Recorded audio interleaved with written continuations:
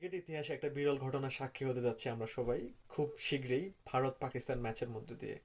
আর সেটি হচ্ছে ক্রিকেট ইতিহাসে আইসিসির কোনো টুর্নামেন্ট হোস্টকারী কোনো দেশ এই প্রথম তাদের ম্যাচ খেলার জন্য অন্য দেশে ট্রাভেল করতে হবে।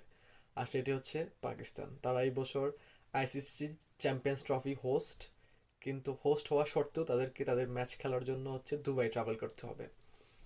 আর সেই সাথে ভারত, যেহেতু এইবার পাকিস্তান তারা ট্রাভেল করতেছে না, হাইব্রিড সিস্টেমে ভারতের সবগুলো ম্যাচই হচ্ছে দুবাই অনুষ্ঠিত হবে। আর ভারত ফুল একটা অ্যাডভান্টেজ নেবে, যেহেতু ভারতকে তাদের সবগুলো ম্যাচের জন্য কোথাও ট্রাভেল করতে হবে না। আর পাকিস্তান তাদের ম্যাচ, কিছু ম্যাচ হচ্ছে ভারতের সাথে দুবাই খেলবে, কিছু ম্যাচ তারা তাদের দেশে খেলবে। আর অন্যান্য টিমও কিন্তু ট্রাভেল করতে হবে যদি তারা ভারতের সাথে ম্যাচ থাকে।